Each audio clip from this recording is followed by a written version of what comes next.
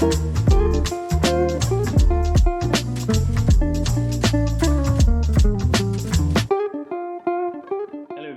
Today we have Kate joining us on the podcast, who runs a short-term property management company called Blue Puffin Stays. Kate has a great perspective on running properties on the South Coast and in the Cotswolds while growing and managing a team. So Kate, thank you very much for joining us and welcome to the podcast. Thank you, Gareth. Hi, everybody. So my name is Kate. So my company is called Blue Puffin Stays. So we're primarily focused on serviced accommodation and short lets. We've actually got properties in Portsmouth, Hampshire and Southampton, also in the Cotswolds. So we've Cirencester, Gloucester and Cheltenham. We specialise in high quality furnished luxury short lets. So we do like to go very top end on all the furnishings, making sure that guests have a really good experience when they stay in our properties. We have a lot of bold, very bright, attractive colours, very cohesive with our branding, so hence the name Blue Puffin Stays. So a lot of blues, lots of coastal colours that we kind of embody into our brand. Fantastic. Sounds very good. Okay, so what we like to do is we like to start the podcast with your funniest guest story. Okay, yeah, brilliant. Okay, fantastic. Yeah, so there are loads of funniest stories, to be honest with you, but one that always springs to mind, which gets me every time that I think of it, is recently we had, and this is not something that happens very often, to be honest with you, so it is quite bizarre. But during the winter, we had one of our coastal properties in Portsmouth. It was winter, so very much we do get a lot of contractors in the winter stay in our properties, working in the area. I got a call about half past 8 on a Tuesday evening, and one of the guys who was staying in the property with sort of 4 contractors, big, very build contractors, very, very fit. They said to me, there is a squirrel in the house, and I thought they were having me on, if I'm honest with you, because I thought, well, this is very strange that we don't, there are no squirrels in the property. Obviously we work very hard on obviously looking after, making sure it's all tidy, and I was thinking, well, this is a really, really random thing. And he said to me, yeah, there is a squirrel in this house. And I said, right, are you sure it's a squirrel? I said, there is a squirrel. You're saying there's a squirrel in the house? He said, yeah, we've just checked in and I'm telling you now, there is a squirrel in the bedroom. And I actually thought that he was joking with me at the time. I thought, wow, you're having me on. You're obviously ringing me up for a laugh, you're a bit bored. And I was like, right, okay, so you were telling me there's a squirrel in there. He said, yeah. He said, there is a super squirrel in this house. And I was thinking, I couldn't help but laugh on the phone to him, and he actually said to me, it's not funny. We both had a little giggle about it though, laughing about it. And I said, so you're telling me it's a squirrel? He said, yes. So basically, I think, I'm not quite sure what happened. It's some of these very old sort of cottage houses. They do have chimney breasts. Occasionally, these sorts of random things do happen. And it appears that a squirrel had actually got into the house. Bear in mind that we had to check out the day before. So it's all checked, all cleaned. It must have been hiding away somewhere in the property. And he said to me, right, my mate went upstairs and he sat on one of the beds. And from behind him, this squirrel just jumped out and launched itself into the hallway. And we were both laughing about it. And I was like, are you sure it's not a mouse? Because sometimes these older houses, occasionally in the winter, might get a mouse, might get a mice or two. It happens. It comes with the territory. He said, no, it's definitely a squirrel. He said, there must be some kind of super squirrels down here in the South Coast because I've never seen anything like it. And I was thinking to myself, oh my gosh, I'm going to have to go and drive to get this squirrel out of a property. And I thought, I've never heard of anything like this. So about half an hour later, after ringing around a few of my sort of maintenance team, I spoke with our regular handyman, and I said to him, I rang him up and I said, tell me now, are you very well versed in catching squirrels? And he looked at me and he didn't look at me, but he just completely paused on the phone and he said, are you serious? And I said, there is a squirrel in one of our properties. And he said, a squirrel? And I said, yeah, I've been having this conversation for the last 20 minutes. I said, there is a squirrel in one of our properties. I said, have you ever heard of anything like this before? Have you ever caught a squirrel before? And he said, yes, I have once. And I was thinking, wow, this must be something that happens more often than you think. So about 15 minutes later, he's like, I'm going to be there. I'm going to go and have a look and see what it is. Turns out it was a giant squirrel. He'd obviously made himself a little home there for a night. Obviously thought it was really nice. was going to stay themselves. I felt like saying to the guests, well, we'll charge you a pet fee, but no, we didn't because I wasn't supposed to be there. But yeah, so he actually said to me, right, I'm going there now. He managed to get this squirrel out with a sheet and some peanut butter.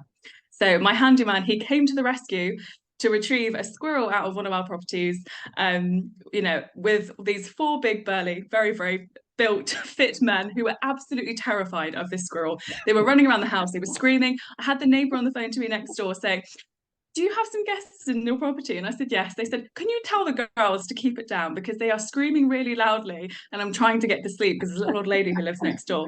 And I said, well, there's actually some guys in the property. So she said, are you sure? And I said, yeah, yeah. She said they were screaming at the top of their lungs. They were absolutely terrified of the squirrel. And it's the funniest thing, honestly, that's happened recently. And the most bizarre thing as well. So that one always springs to mind and it's brilliant. Are squirrels on the allowed pet list?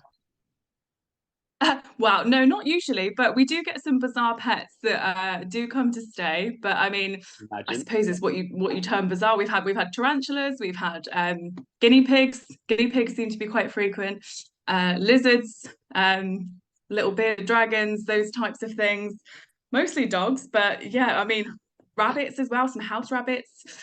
Yeah, I mean, people be bizarre. You'd be surprised what people decide to bring with them. But I suppose, yeah, they're pets at the end of the day. You want to bring your fur babies on holiday. Yeah, I think a previous guest we had on actually had a hamster which went missing in the property. I think the Oh hamster's still in gosh. there. I don't think they got the hamster back, so it decided to be Oh, how a awful. long-term let. Yeah, poor thing. Wow, obviously liked it enough. Obviously liked it enough, so I'm going to stay here now. So Um, yeah, that's the most bizarre one that's happened. Funniest and bizarre. So it always brings to mind.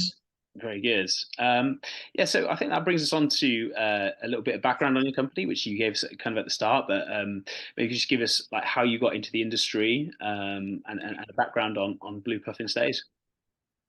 Yeah, yeah, of course. So I've always been sort of involved and interested in property. We've got a couple of buy-to-lets as well, just in terms of property investments. I've worked in the hospitality industry my whole life. I've worked in hotels. I've worked in restaurants, and I've always really enjoyed the kind of guest and customer facing side of stuff. It's been a really nice passion of mine, and then I've gone into marketing as well. But for me, I was working a corporate job, not feeling quite fulfilled. And we started to grow the business from a side perspective, me and my partner, because we really liked the hospitality industry and we really liked we go on a lot of holidays ourselves. And we've always stayed in Airbnbs and short lets. We particularly like the idea of obviously having, pet friendly accommodation as well, because we have dogs ourselves. So we really wanted to obviously expand more on that. And we actually really struggled during and before lockdown to find places that are dog friendly. So for us, that's been a big steer. And when we started to grow the business to have more pet friendly properties. So I actually left my job. Well, I was fired from my job, and I was actually going to go into another 9 to 5 job, but because we were growing this business on the side, I say I was fired. It was a bit of a difference of opinion, but it felt like a curse at the time, but it was a blessing in disguise because I wasn't happy in the role that I was in.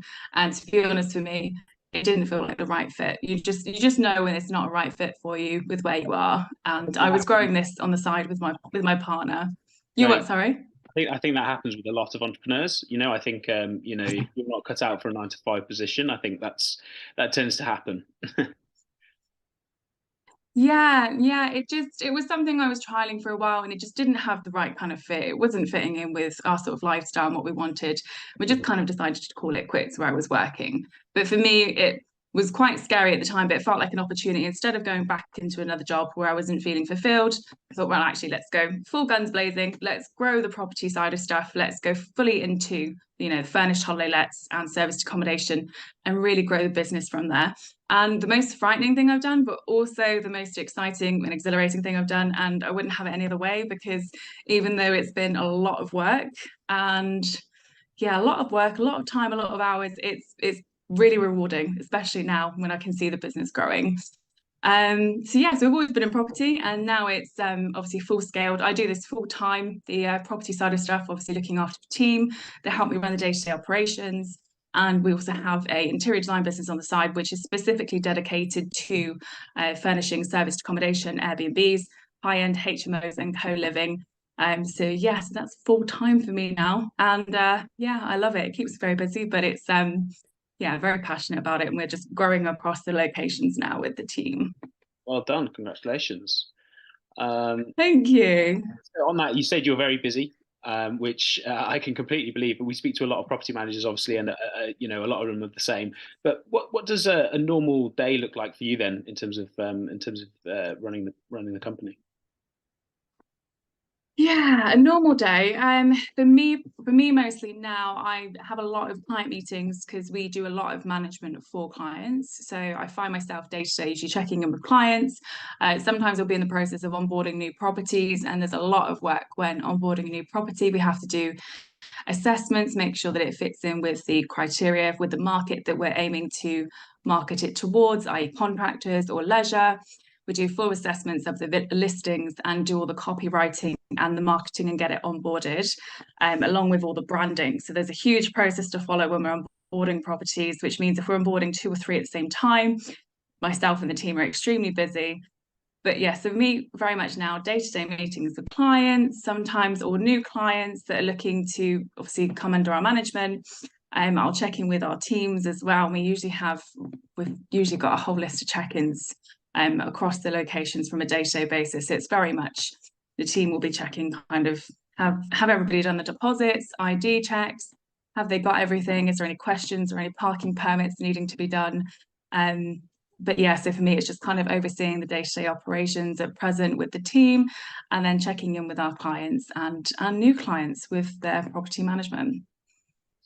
Very good.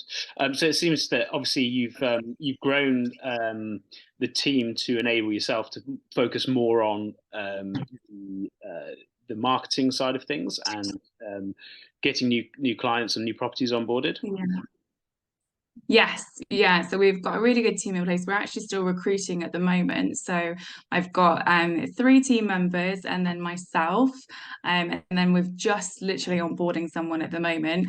And I would imagine we'll be very likely to be increasing that to another role as well, another administration role, because there's quite a lot of admin in the business. So it's great because our team manage a lot of the day to day, and then it allows me to focus more on the client side of stuff, the relationship management side of stuff with our clients and any new clients. And for me as well, I like to go to a lot of networking meetings.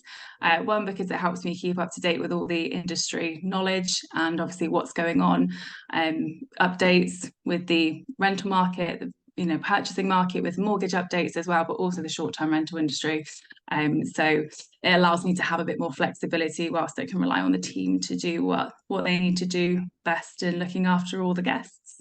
Absolutely. I think what a lot of property managers do and the hosts, if they're trying to scale their business, is obviously start off doing the day to day and even the check-ins, Yeah. all of that sort of thing. But then, like you slowly start to outsource that as the business grows.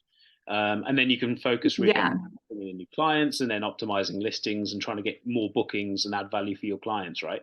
So it looks like you've kind of followed that path. 100%.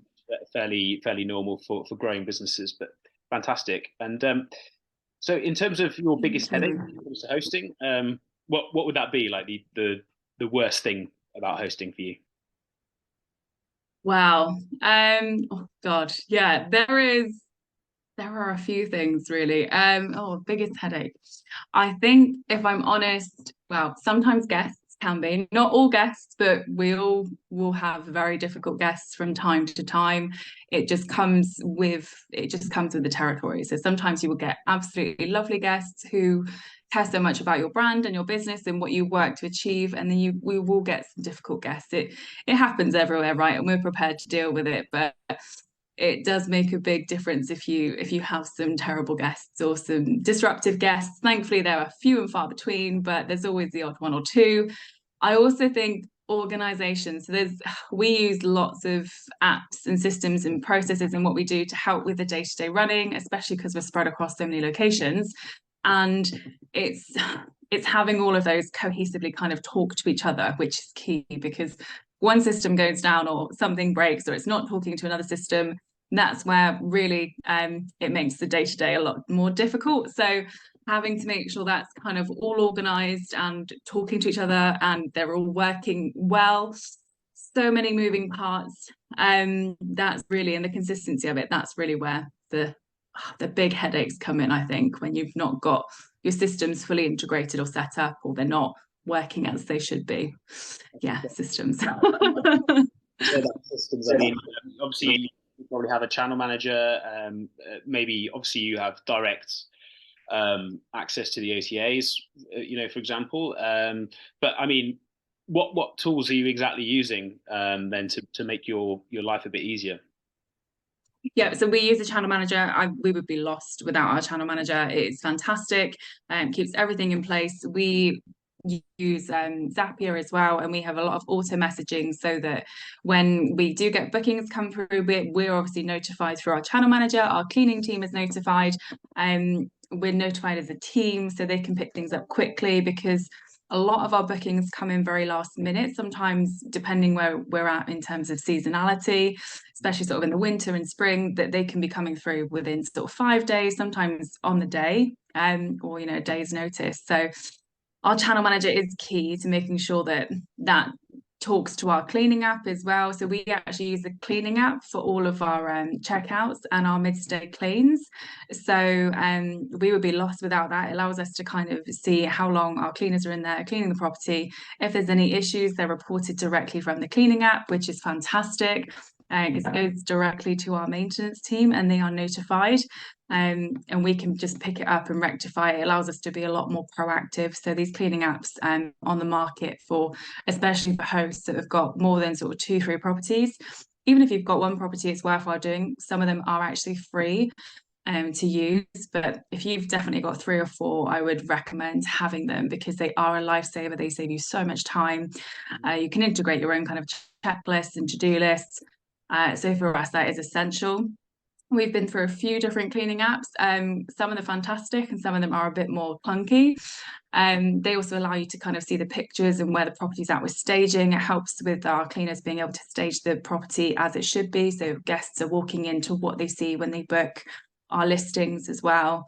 So our cleaning app, our channel manager, we've actually started using, I'm sure lots of people would have heard of this now because it's been going around quite some time all over the social media and the market. ChatGPT is fantastic for us. We're using that into lots of our systems now, especially with our email marketing, our blogging, and our social media.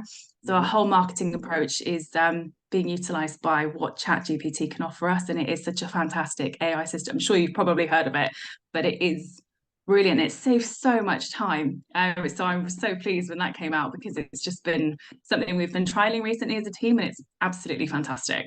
Definitely. How do you feel ChatGPT works in terms of the content that it produces? I mean, are you seeing, does it produce a content that's sort of good enough that you'd be happy putting out to your clients, or do you sort of edit it before it goes out? How do you work with ChatGPT out of interest? I think it depends. So very much at the moment, what we're using it for is social media and also email marketing and our blogs. So it's really good for identifying sort of SEO keywords in your industry. The thing about ChatGPT is you have to be really specific for those people who aren't familiar with it. You need to be really specific in the questions that you are asking it.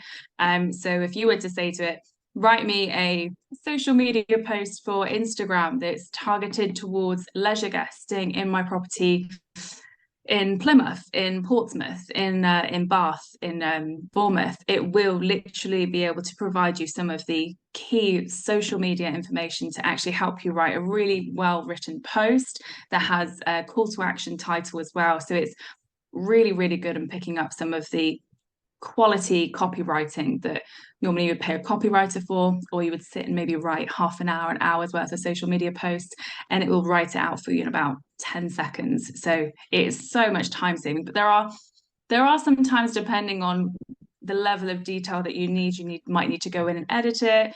You may need to make some small tweaks, but again, it's still saving you a shed load of time. That big bulk of time, you'd have to do most of the work, and then you can just go in and make those small tweaks there. So anything sort of that requires a lot of copywriting or a lot of time, But I definitely think with social media, it's something that needs to be used more across our industry because it's still relatively new. People are getting used to it, but it saves so much time, and especially with the blogs as well. Or if you do sort of blog writing on your websites, or email campaigns, we use a lot of email campaigns from MailChimp. That's fantastic. We use a little bit of copy from that, and then we'll tailor it to kind of our brand and obviously what our kind of vision and values are to try and get that message out there. Fantastic. I think you're the first host or property manager that we've had on talking about ChatGPT and integrating it into. Really? So yeah. I think Yeah. obviously it's a really great tool, but I think the adoption's a little bit slower. Especially in this industry. But very interesting that it I could. don't think it. Oh, sorry, there's a slight delay. That's okay. No, very interesting that you're finding it useful for certainly like the marketing side of the business. It sounds like. Yeah, absolutely. It is. I don't think it's something that's going to be free for much longer as well because they are trialing it out. But it takes a lot of getting used to with the kind of questions you want to ask it, and you do have to be specific. But it will also tailor it to kind of the area that you're in. So what's something that's really really good is for people who are still trying to work out their guest avatar, who are new to the industry, maybe new to hosting or short-term rental market. You can, if you know who your guest avatar you might want to aim for, i.e. say you're going to aim for contractors, you can actually ask it, what are the top amenities contractors are looking for in Southampton? What are the top amenities they're looking for in Leeds or Manchester? And it will actually give you data that these particular types of guests are looking for when they're booking a serviced accommodation or an Airbnb. So you do have to say, what is the top amenity contractors are looking for in York, in their serviced accommodation or Airbnb property when they book their stay? And it will say, it will list out a whole bunch of these are the things that contractors are looking for. So it's really, really good to help you sort of narrow down who you're aiming for staying in your properties as well. So it's so much more than just kind of writing copy. But you need to know the questions that you want it to ask, or you have to be specific. That's the only thing I would say. That's a really innovative way of using it actually. So that's not just marketing, that's actually using it to adjust your property to what your audience wants. Yes. 100%, 100%. For those people that are sort of in seasonal locations as well, where you might have really good summer occupancy, and the winter is obviously a lot quieter because of where you are, obviously along the coast perhaps, or you're just generally a more seasonal area, trying to obviously maximising your occupancy throughout the whole year and not just during the summer peak season. It allows you to kind of look for what are those types of guests who are going to be staying in the off season or less busy season looking for when they book a property, because it is all about designing or tailoring your property with your guests in mind, and thinking about how it's more attractive to them. Why are they going to book yours over competitors? So these are the sort of tools that can really help you or anybody in terms of adapting your property and making it more versatile.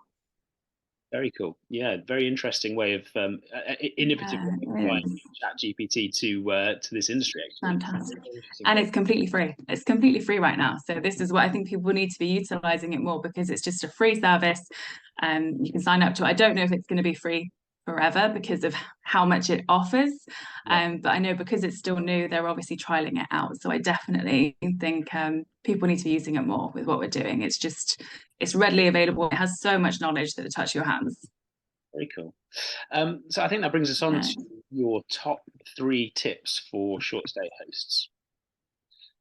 Yes. Oh, top 3. Okay. Yeah. Wow. Yeah.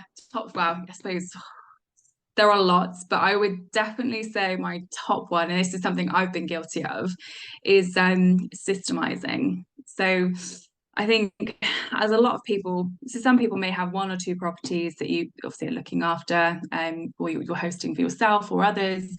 If you are deciding to grow a portfolio or grow and maximize how many properties you're having, systems are really key to growing and outsourcing, but specifically systems, because, and I've been at risk of doing this myself, sometimes you get carried away with the fact that the business is growing and you're hiring people and it is fantastic, but then your systems need to grow alongside of you, because if you're bringing people on board and everything is in your head, it's not written down, it's not in processes, it's very difficult for people to follow.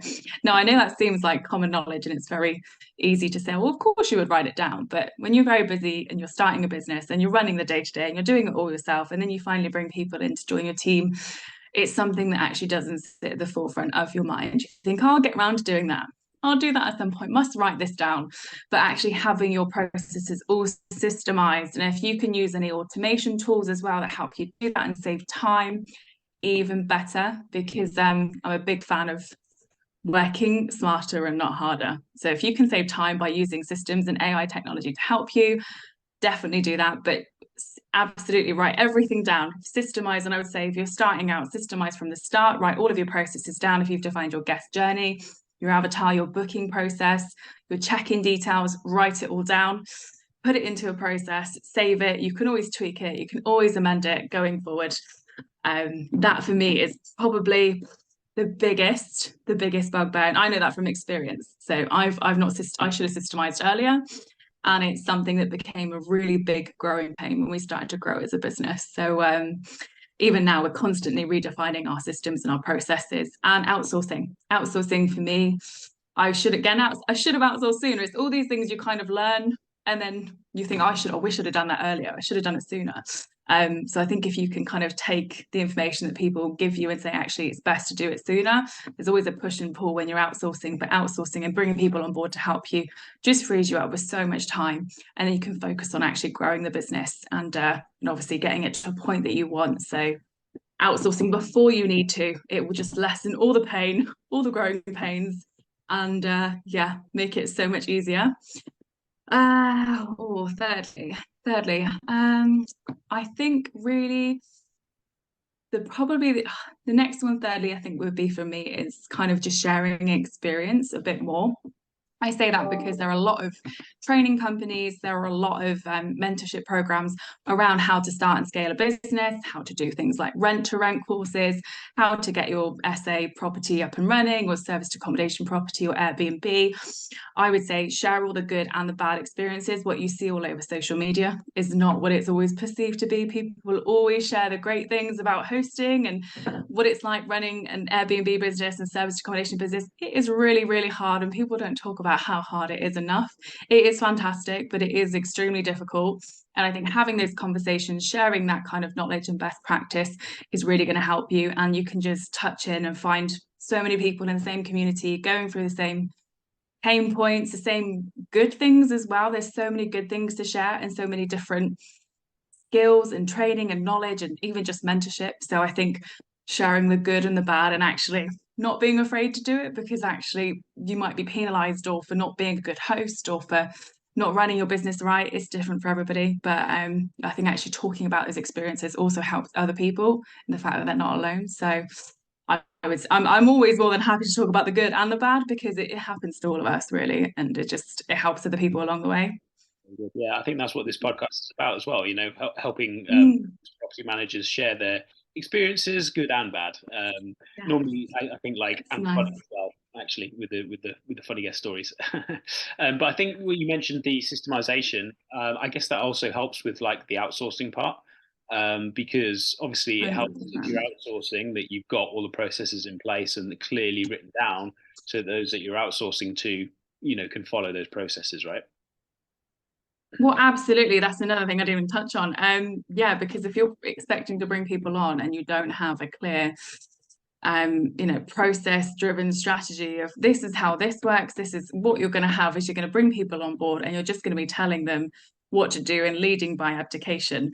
It's a really good book I've been reading, actually.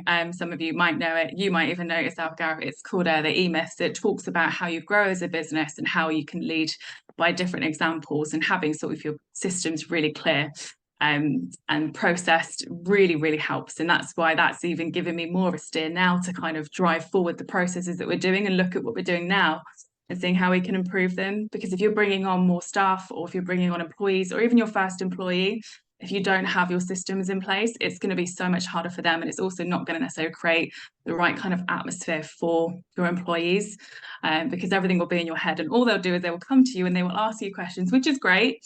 but you also want them to be able to follow a process. So it goes hand in hand with the outsourcing as well. If you're outsourcing to a virtual assistant, a PA, a property manager, a property assistant, anybody in your team, it's going to help them with everything.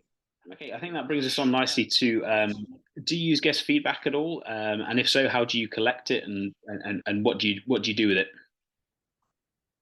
Yeah, so that is a really good question. We we do use guest feedback. We actually probably review it on a fortnightly basis. It depends very much on the level of feedback. We do like to try and always improve our properties. And we've actually just finished a refurb on one of our properties that we launched about 18 months ago, because I feel like it's important to stay relevant in the market and then actually make sure that it's done up, it's designed, what the interior design trends are as well. But yeah, every fortnight we look at the kind of guest feedback that we're getting, good and bad feedback. We always like to share the good feedback with our cleaners, with our maintenance team as well, because it's just quite nice to share that as like one wider team. But any feedback that we've had that's been constructive, which it does happen, it will always happen. Your first one's always a bit, it always feels personal, but it's never intended to be. And it's actually really useful because guests sometimes will just give you private feedback. Sometimes you're not always aware of it, and it depends on how often you're going in and out of your properties. I have a property manager who goes and visits all of our properties, so I don't spend as much time in the properties as I would like to. But also because my schedule is very busy, it just allows us to get the guest's point of view of actually what's going well, what could be better. Actually, it's not always designed to be a bad thing. No one likes having bad feedback, but actually it's really important because you get given really key nuggets of things that are either not working quite right with either systems or your messaging, or actually there might be issues in the property. It might actually need a little bit of touching up of paint, something might have got damaged, something small that might have been missed. You like to think these things do get picked up, but sometimes it does happen where they don't all the time. So we look at that. We do actually have a spreadsheet, and it is filed on a system that we use for project management for guest feedback per property. Depending on the kind of the priority of it, we log it as much as what's at the highest priority, what's going to really improve the guest feedback versus actually this is a nice to have. So it also depends on costs, because sometimes if you need to have obviously a whole paint job throughout, it's going to be quite a big cost in your property. But yeah, so we log it in our project management system, and then we look at prioritizing it and seeing what's best, and then we usually do it from there. So it works well. But yeah, good How or do bad you, feedback, it happens.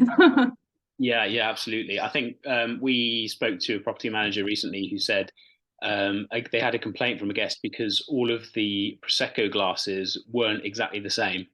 That was their that Really? was their complaint, and they gave them 3 stars on that basis. So I think you do get some quite exacting guests staying with you. I think some of the feedback that we get as well is that sometimes guests will score you on the basis of a hotel star system, rather Yes. than so they'll give you an amazing review, say this was a great place, but still give you 3 stars on the basis, Yeah. the for a hotel standard it would be a 3 star, whereas obviously you can't compare almost any Airbnb with, for example, the Ritz or something like that, right? It's just never going to be a 5 star hotel. So I think sometimes guests get a bit confused with that. But how do you actually collect that information then? Where do you send an email after? How do you actually get them to give you the feedback, or is it just Airbnb? Yeah, no, so we do, depending which platform they've booked on, they can either leave a review on Airbnb, booking.com. If they've booked with us directly, we do actually have a Trustpilot page set up. And we do also have our Google link pages set up as well. So yeah, so they can leave feedback through various different channels. And we always encourage them to leave them on our Trustpilot, but also our Google reviews as well. Very good, very good. Um, that's all good. I think the only thing that we had left was just your thought on the state of the short-term rental market in the UK. Obviously, we've got a cost of living crisis going on. Now we've had various opinions on this as to whether how that's going to impact things in the UK, because obviously Yeah. with budgets being a bit constrained, maybe people want to do more staycations. Maybe they want to do less of the going abroad because that's more expensive. So actually, that could be good for the short-term rental market in the UK. But equally, budgets are constrained, so people are going on maybe fewer holidays. So what's your thoughts on the state of the market right now? So are we talking more in terms of sort of guests, or are we talking about the actual legislation that's being brought into serviced accommodation and the short-term rental industry? I think both, yeah. So obviously at the moment there's the economic conditions are probably having an impact, and it would be interesting to see what your thoughts on that are. But also, Yeah, I think the upcoming regulations in England, which have already happened in Scotland, right? What yeah, the yeah. impact of that could be as well, and maybe how you're helping clients navigate through that. Yeah, I think it's interesting because there's a lot of stuff going through legislation at the moment, and it's going to impact us very, very soon. I think it's going to be a really good change because there are a lot of people who do this professionally, and a lot of people who also host as a hobby more so than anything else, which is great. But I think having these regulations are going to be important because at the end of the day, they are in place for us as hosts, as short-term rental hosts, but also guests for things like health and safety. There isn't enough regulation around health and safety in Airbnbs and serviced accommodation properties. Now, a lot of people may do this, but it's not regulated enough. The same with some of the fire risk assessments and things like that, because essentially what we're doing is we are in hospitality. We run very, very similarly to a hotel in the sense that people are staying in there, that it should follow the same very similar standards to how the hotels operate as well, because the guests are in there, they are our responsibility. People should have the correct insurances in place to make sure that their guests are protected, they're safe if they have any accidents. The same with the cleaning teams. So I think having a lot of this legislation that's brought out is good. They are talking about a lot of the health and safety aspects and how that impacts the guests staying in properties, because Airbnb and serviced accommodation has shot up so much in the last couple of years, especially since COVID. So a lot of these regulations are going to be a good thing. They're frightening a lot of people, but I think it is going to be designed ultimately to make sure that people are holding it to a high standard professionally and the guests are protected. They have more reassurance because of this, because more people are booking short stays. And obviously, even though people are still booking holidays because sometimes it's cheaper and the cost of living has gone up in the UK, having these reassurances in place that they are being run professionally and to a really high standard is only a good thing as far as I can see, because it's going to give them added assurance and it's going to give us as hosts, although I'm sure there will be some kind of compensation in there in terms of maybe some people are going to have to be appearing to higher standards. They're going to be putting themselves on business rates. They're going to have to register their properties. There may be cost elements involved, but for those people who run them professionally as businesses, it's only going to help with best practice across what they're doing.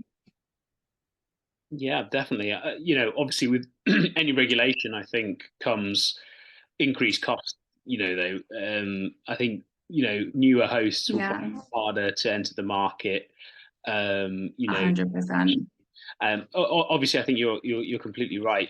There are certain responsibilities maybe when you're hosting guests that really need to be Yeah. covered, and that's probably what a lot of these regulations are about. I think there's also the Mhm. regulation with trying to stop the house price increases in particularly tourist sort of areas as well. You can kind of see both sides for that, can't you? But Yeah. undoubtedly that's going to have an impact. But in terms of guests staying due to the recent economic conditions, have you seen any differences, any ups, any downs, or is it kind of fairly normal at the moment for you? For us, it's up and down. I think it very much depends on the area that you're in. I know that the cost of living has gone up, and also it does mean that guests sometimes their budgets are not the same as they used to be. We're not always getting the same rates as hosts as we used to a year or two ago. But I think that's also due to the fact that there is a lot of saturation in the short-term rental industry, which is good and bad. There are a lot of people doing it, but it does mean it's harder because sometimes it's a race to the bottom with rates, which nobody wants. I think the key thing there is if you make your properties stand out enough and they are attractive enough to your guests, you have good photos, good professional photos, good marketing, you have a clear vision, brand, and strategy of who you are, why your properties are unique, why should people stay with you, they will always get booked. Or if they're not getting booked, maybe it's a matter of actually how can you have more exposure, how can you get your property seen more and be more visible in front of people. because if you offer something that is quality and it's unique, people will book it. It's just a matter of, is there enough people seeing it? Are you offering enough amenities? Is your property attractive enough? There's always small tweaks to be made, but I find that, you know, if your competitors will book you above other people if you're going above and beyond to show, actually, this is why you should stay here, this is what we offer. So it's trying to have a unique, you know, selling point to your guests as well. Definitely. So I think there's still, by the sounds of it, you're saying that there's still opportunities in the UK market. 100%. It's maybe a little Absolutely. bit tougher, but it's absolutely still achievable to. Oh, 100%. There is a lot of opportunity out there. It just means that at the moment, because of how popular the short-term rental market is becoming, you just have to work that little bit harder to stand out in a very saturated area or a very saturated business, you know, model with what people are doing. It's just finding a niche, finding what makes you stand out, what makes you different. How can you, you know, beat your competitors? How can you stand out, you know, amongst them? It's a little bit harder, it's more work, but I mean, it's very similar in some other industries as well. You're always thinking about, as a business, how can I drive it forward? How can I make my offering better? And I guess that's what you can help clients with, right? Absolutely. Yeah. That is the idea. Yeah. So we like to do that for our clients, because we like all our properties to have something unique about them. They all have very different styles as well. They all have, you know, their own individual names, their individual personalities, and they're very bold. They have kind of a unique offering for all of them. So we do get guests come back and stay with us, and they stay in all of our different properties, maybe not all of them, but they stay in lots of different properties because they have their own character to them. So it works well. Very cool. On that positive note, we'll end with your second funniest guest story. Oh, yes. So I think the second funniest one was so actually this is at the very start of my hosting journey. Our very first property that we got ready, we had a week to get it ready, and we'd already had a guest ready lined up to be in there for about 6 weeks straight off the bat, which is great because we launched at a really difficult time. Although the day that our guest checked in, both lifts had broken down in the building, and we'd finished setting the property up with 5 minutes to spare before the guests had checked in. So me and my fiance, my partner who I run the business with, he was actually hid round the corner holding a microwave box in his hands, because he had just finished putting the microwave in, because that was the one thing we forgot before the guests had checked in. And instead of I did actually check in our very first guests by ourselves. We normally have remote check-ins. They bless them, I had to trek them up 5 flights of stairs because none of the lifts were working, and I was helping them with all of their tools that they had, because they were working in the area, they were doing roofing construction, so I was holding tools. And this guy, he was really, really fit. He obviously did a lot of training, a lot of working out. He had no problem walking up 5 flights of stairs. I was carrying tools in both of my hands, sweating, absolutely messed, and apologizing the fact that I had to drag him up 5 flights of stairs, and he was absolutely fine. But it was just the most hilarious thing to go wrong on our first we were like, wow, this is a really great start. But we look back on it now and we laugh about it, and it's we did get a really good review as well. They were lovely, but sometimes it's not always aiming for perfect. It's aiming for the best you can do, and actually what you can do in the situation at hand. And actually we just all laughed about it, so it was fine. But it was, yeah, I always look back on it, and it was definitely an interesting start. That's a sort of concierge service, helping them take their tools up the stairs, I guess. 5 flights of stairs, yeah, with no lift. No chimney did that night. I'm also noticing, Kate, there's a bit of a pattern here in having fit men staying at your properties. Is that something you specify for your guests, or? Not all the time, but it does help. Very good, very good. Yeah, no, not all the time, but it helps. Great. Kate, thank you very much for your time. No worries. Thanks for having me. Our host listeners, and hopefully we'll see you again soon. Yeah, thanks, Gav. Lovely to be on. Thank you very much for having me.